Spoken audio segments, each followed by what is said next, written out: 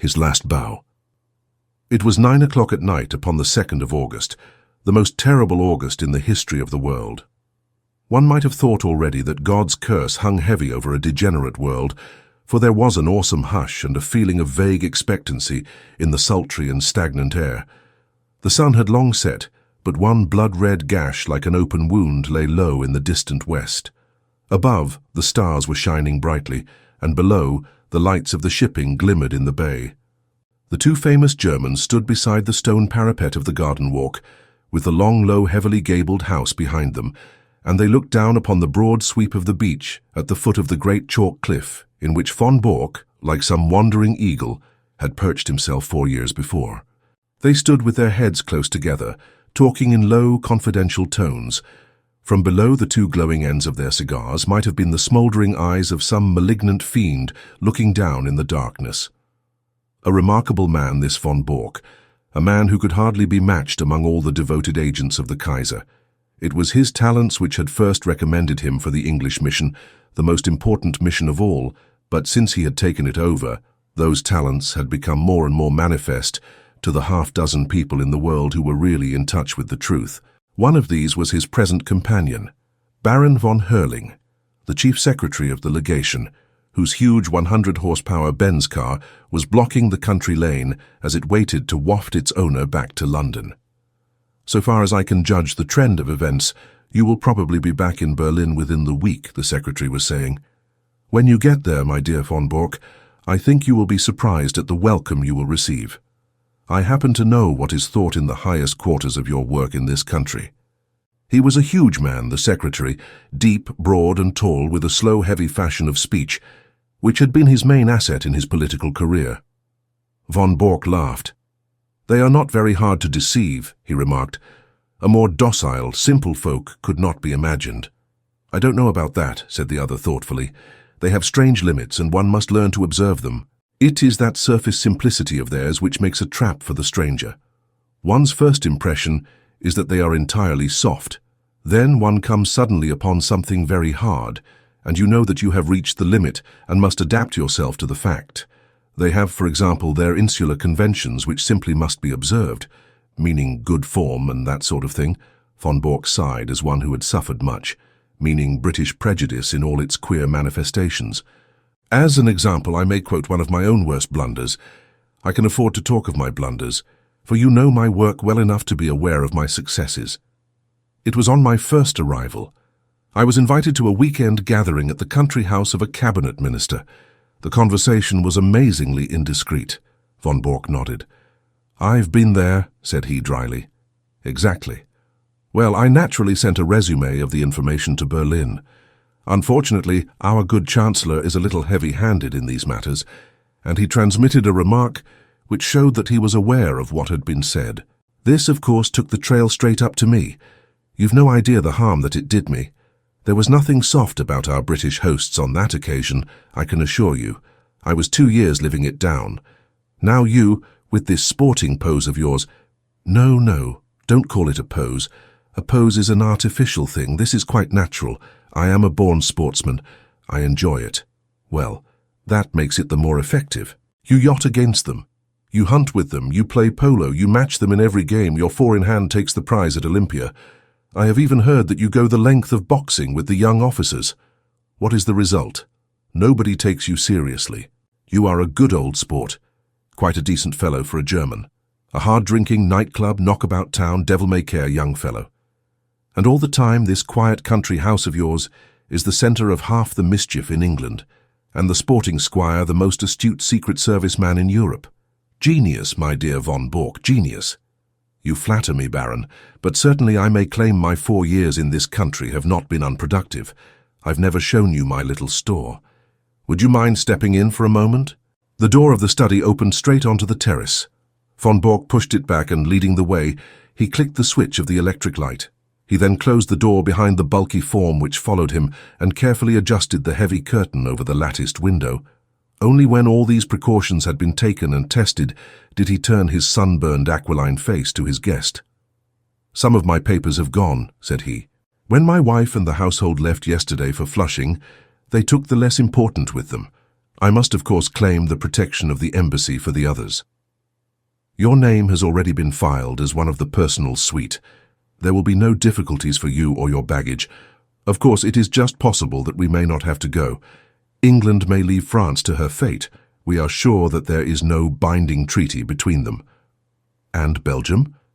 Yes, and Belgium too. Von Bork shook his head. I don't see how that could be. There is a definite treaty there. She could never recover from such a humiliation. She would at least have peace for the moment. But her honor? Tout, my dear sir, we live in a utilitarian age. Honor is a medieval conception. Besides, England is not ready. It is an inconceivable thing. But even our special war tax of 50 million, which one would think made our purpose as clear as if we had advertised it on the front page of the Times, has not roused these people from their slumbers. Here and there one hears a question. It is my business to find an answer. Here and there also there is an irritation. It is my business to soothe it. But I can assure you that so far as the essentials go, the storage of munitions, the preparation for submarine attack, the arrangements for making high explosives, nothing is prepared. How then can England come in, especially when we have stirred her up such a devil's brew of Irish civil war, window-breaking furies, and God knows what to keep her thoughts at home? She must think of her future. Ah, that is another matter. I fancy that in the future we have our own very definite plans about England, and that your information will be very vital to us. It is today or tomorrow with Mr. John Bull. If he prefers today, we are perfectly ready. If it is tomorrow, we shall be more ready still. I should think they would be wiser to fight with allies than without them, but that is their own affair. This week is their week of destiny, but you were speaking of your papers. He sat in the armchair with the light shining upon his broad, bald head, while he puffed sedately at his cigar. The large oak-panelled, book-lined room had a curtain hung in the future corner. When this was drawn, it disclosed a large, brass-bound safe. Von Bork detached a small key from his watch chain, and after some considerable manipulation of the lock, he swung open the heavy door. "Look," said he, standing clear, with a wave of his hand. The light shone vividly into the opened safe, and the secretary of the embassy gazed with an absorbed interest at the rows of stuffed pigeonholes with which it was furnished. Each pigeonhole had its label, and his eyes, as he glanced along them, read a long series of such titles as Fords, Harbour Defences, Aeroplanes, Ireland, Egypt, Portsmouth Forts, the Channel, Rosyth, and a score of others. Each compartment was bristling with papers and plans. "Colossal," said the secretary. Putting down his cigar, he softly clapped his fat hands. "And all in 4 years, Baron. Not such a bad show for the hard-drinking, hard-riding country squire. But the gem of my collection is coming, and there is the setting all ready for it." He pointed to a space over which naval signals was printed. "But you have a good dossier there already. Out of date and waste paper. The Admiralty in some way got the alarm, and every code has been changed. It was a blow, Baron. The worst setback in my whole campaign. But thanks to my checkbook and the good Altamont, all will be well tonight." The Baron looked at his watch and gave a guttural exclamation of disappointment. "Well, I really can wait no longer. You can imagine that things are moving at present in Carlton Terrace, and that we have all to be at our posts. I had hoped to be able to bring news of your great coup. Did Altamont name no hour?" Von Bork pushed over a telegram. "Will come without fail tonight, and bring new sparking plugs. Altamont." "Sparking plugs, eh? I see he poses as a motor expert, and I keep a full garage. In our code, everything likely to come up is named after some spare part. If he talks of a radiator, it is a battleship, of an oil pump, a cruiser, and so on. Sparking plugs are naval signals." "From Portsmouth at midday," said the secretary, examining the superscription. "By the way, what do you give him?" £500 for this particular job. Of course he has a salary as well. The greedy rouge. They are useful, these traitors, but I grudge them their blood money. I grudge Altamont nothing. He is a wonderful worker. If I pay him well, at least he delivers the goods, to use his own phrase. Besides, he is not a traitor. I assure you that our most pan-Germanic Junker is a sucking dove in his feelings towards England, as compared with a real bitter Irish-American." "Oh, an Irish-American? If you heard him talk, you would not doubt it. Sometimes I assure you I can hardly understand him. He seems to have declared war on the King's English as well as on the English king. Must you really go? He may be here any moment. No, I'm sorry, but I have already overstayed my time. We shall expect you early tomorrow, and when you get that signal book through the little door on the Duke of York's steps, you can put a triumphant finis to your record in England. What? Tokay! He indicated a heavily sealed, dust-covered bottle which stood with 2 high glasses upon a salver. May I offer you a glass before your journey? No, thanks, but it looks like revelry. Altamont has a nice taste in wines, and he took a fancy to my Tokay. He is a touchy fellow and needs humouring in small things. I have to study him, I assure you. They had strolled out onto the terrace again, and along it to the further end where, at a touch from the Baron's chauffeur, the great car shivered and chuckled. "Those are the lights of Harwich, I suppose," said the secretary, pulling on his dust coat. "How still and peaceful it all seems. There may be other lights within the week, and the English coast a less tranquil place. The heavens, too, may not be quite so peaceful, if all that the good Zeppelin promises us comes true. By the way, who is that?" Only one window showed a light behind them. In it there stood a lamp, and beside it, seated at a table, was a dear old ruddy-faced woman in a country cap. She was bending over her knitting and stopping occasionally to stroke a large black cat upon a stool beside her. "That is Martha, the only servant I have left," the secretary chuckled. "She might almost personify Britannia," said he, with her complete self-absorption and general air of comfortable somnolence. "Well, au revoir, von Bork." With a final wave of his hand, he sprang into the car, and a moment later, the 2 golden cones from the headlights shot through the darkness. The secretary lay back in the cushions of the luxurious limousine, with his thoughts so full of the impending European tragedy that he hardly observed that as his car swung round the village street, it nearly passed over a little Ford, coming in the opposite direction.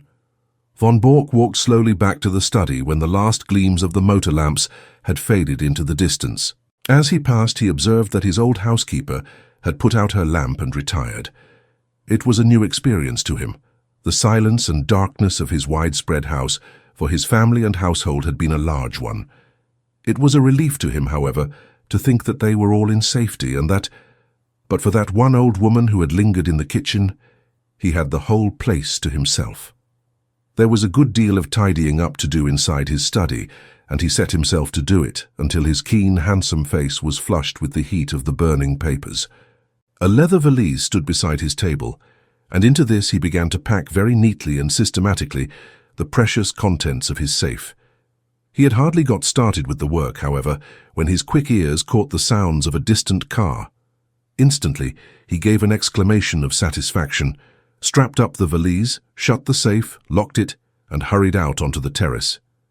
He was just in time to see the lights of a small car come to a halt at the gate. A passenger sprang out of it and advanced swiftly towards him, while the chauffeur, a heavily built elderly man with a grey moustache, settled down like one who resigns himself to a long vigil. "Well?" asked von Bork eagerly, running forward to meet his visitor. For answer, the man waved a small brown paper parcel triumphantly above his head. "You can give me the glad hand tonight, mister," he cried. "I'm bringing home the bacon at last. The signals, same as I said in my cable. Every last one of them. Semaphore, lamp code, Marconi. A copy, mind you, not the original. That was too dangerous. But it's the real goods, and you can lay to that." He slapped the German upon the shoulder with a rough familiarity from which the other winced. "Come in," he said. "I'm all alone in the house. I was only waiting for this. Of course, a copy is better than the original. If an original were missing, they would change the whole thing. You think it's all safe about the copy?" The Irish-American had entered the study and stretched his long limbs from the armchair. He was a tall, gaunt man of 60, with clear-cut features and a small goatee beard, which gave him a general resemblance to the caricatures of Uncle Sam. A half-smoked, sodden cigar hung from the corner of his mouth, and as he sat down he struck a match and relit it. "Making ready for a move?" he remarked as he looked round him. "Say, mister," he added, as his eyes fell upon the safe from which the curtain was now removed, "you don't tell me you keep your papers in that? Why not? Gosh, in a wide-open contraption like that, and they reckon you to be some spy. Why, a Yankee crook would be into that with a can opener. If I'd known that any letter of mine was going to lie loose in a thing like that, I'd have been a mug to write to you at all." "It would puzzle any crook to force that safe," von Bork answered. "You won't cut that metal with any tool." "But the lock?" "No, it's a double combination lock. You know what that is?" "Search me," said the American. "Well, you need a word as well as a set of figures before you can get the lock to work." He rose and showed a double radiating disc round the keyhole. "This outer one is for the letters, the inner one for the figures." Well, that's fine. So it's not quite as simple as you thought. It was 4 years ago that I had it made, and what do you think I chose for the word and figures? It's beyond me. Well, I chose August for the word, and 1914 for the figures, and here we are. The American's face showed his surprise and admiration. "My, but that was smart. You had it down to a fine thing." "Yes, a few of us even then could have guessed the date. Here it is, and I'm shutting down tomorrow morning. Well, I guess you'll have to fix me up also. I'm not staying in this gold-darned country all on my lonesome. In a week or less, from what I see, John Bull will be on his hind legs and fair ramping. I'd rather watch him from over the water." "But you're an American citizen." "Well, so was Jack James an American citizen, but he's doing time in Portland all the same. It cuts no ice with a British copper to tell him you're an American citizen." "It's British law and order over here," says he. "By the way, mister, talking of Jack James, it seems to me you don't do much to cover your men." "What do you mean?" von Bork asked sharply. "Well, you are their employer, ain't you? It's up to you to see that they don't fall down. But they do fall down, and when did you ever pick them up? There's James. It was James's own fault. You know that yourself. He was too self-willed for the job. James was a bonehead, I give you that. Then there was Hollis. The man was mad. Well, he went a bit woozy towards the end. It's enough to make a man bughouse when he has to play a part from morning to night with 100 guys all ready to set the coppers wise to him. But now there is Steiner." Von Bork started violently, and his ruddy face turned a shade paler. "What about Steiner?" "Well, they've got him, that's all. They raided his store last night, and he and his papers are all in Portsmouth jail. You'll go off, and he, poor devil, will have to stand the racket. And lucky if he gets off with his life. That's why I want to get over the water as soon as you do." Von Bork was a strong, self-contained man, but it was easy to see that the news had shaken him. "How could they have got on to Steiner?" he muttered. "That's the worst blow yet." "Well, you nearly had a worse one, for I believe they are not far off me." "You don't mean that?" "Sure thing. My landlady down Fratton Way had some inquiries, and when I heard of it I guessed it was time for me to hustle. But what I want to know, mister, is how the coppers know these things. Steiner is the 5th man you've lost since I signed on with you, and I know the name of the 6th if I don't get a move on. How do you explain it? And ain't you ashamed to see your men go down like this?"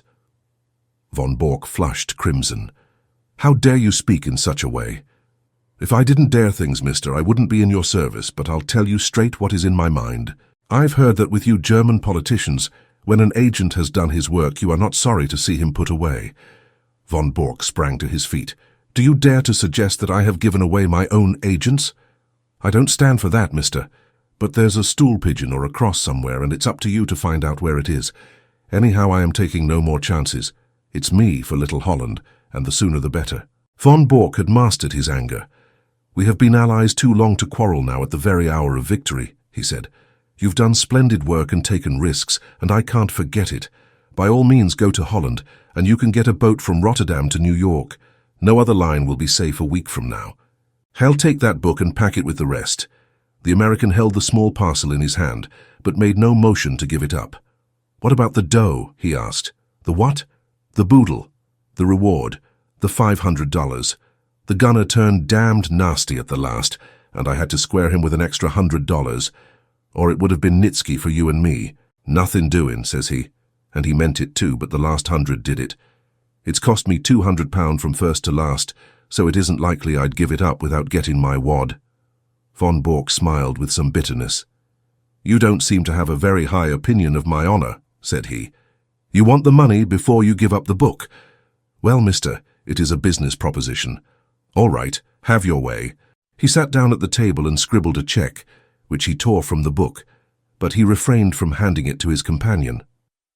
"After all, since we are to be on such terms, Mr. Altamont," said he, "I don't see why I should trust you any more than you trust me. Do you understand?" he added. looking back over his shoulder at the American. "There's the check upon the table. I claim the right to examine that parcel before you pick the money up."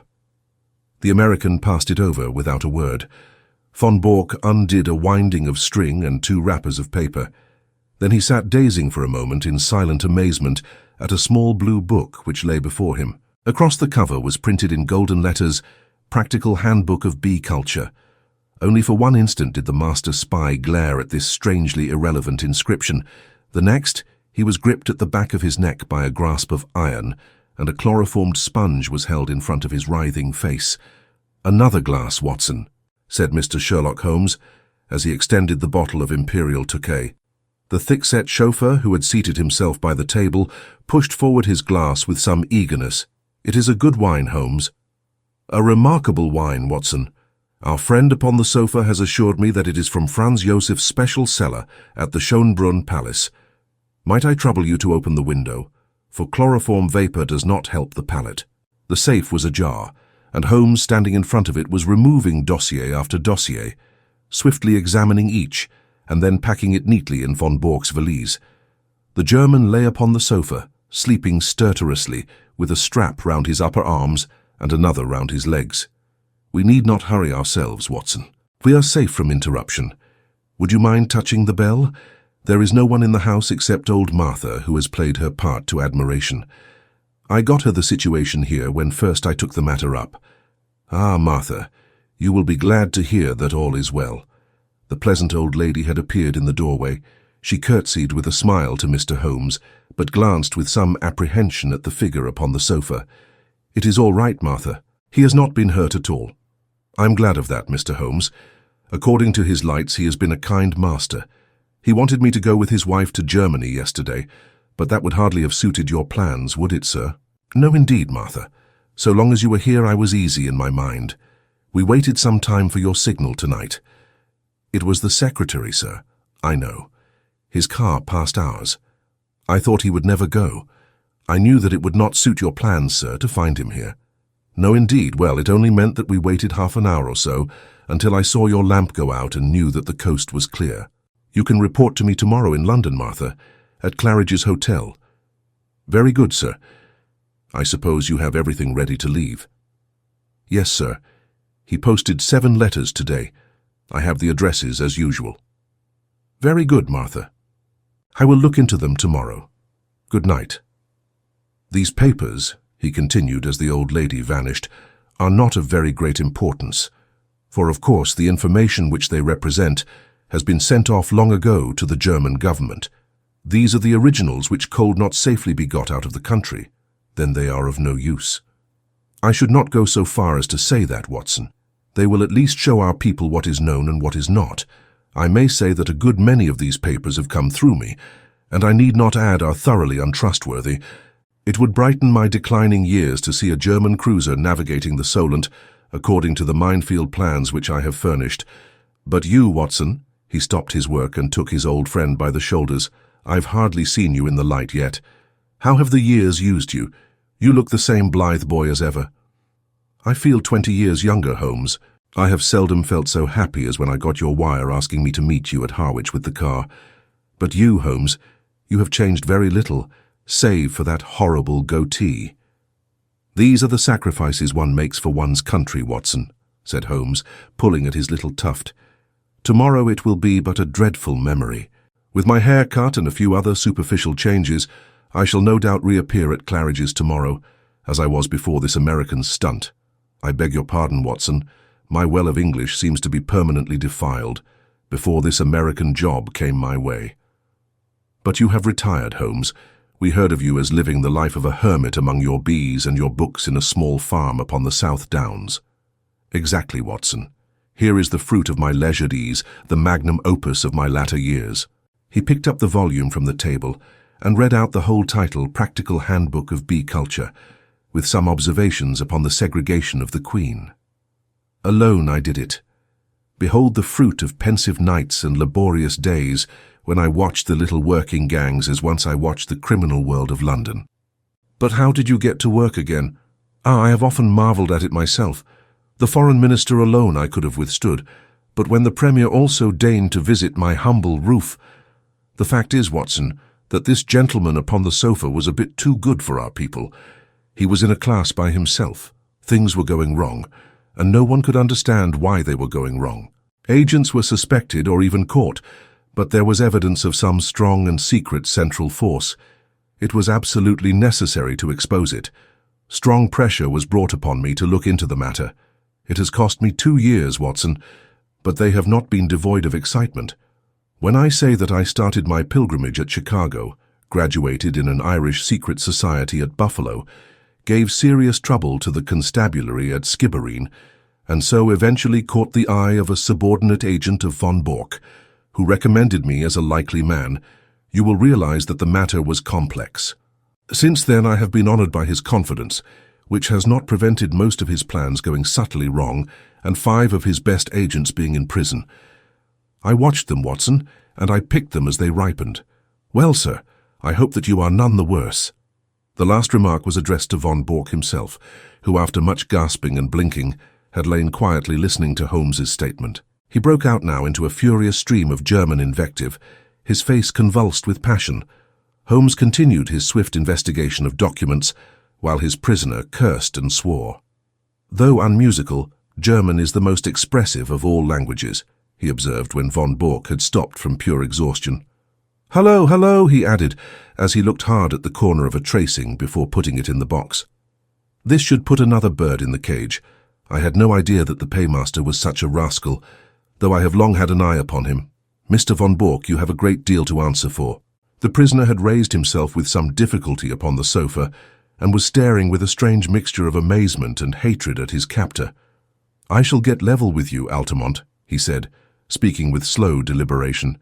"If it takes me all my life, I shall get level with you." "The old sweet song," said Holmes. "How often have I heard it in days gone by? It was a favourite ditty of the late lamented Professor Moriarty.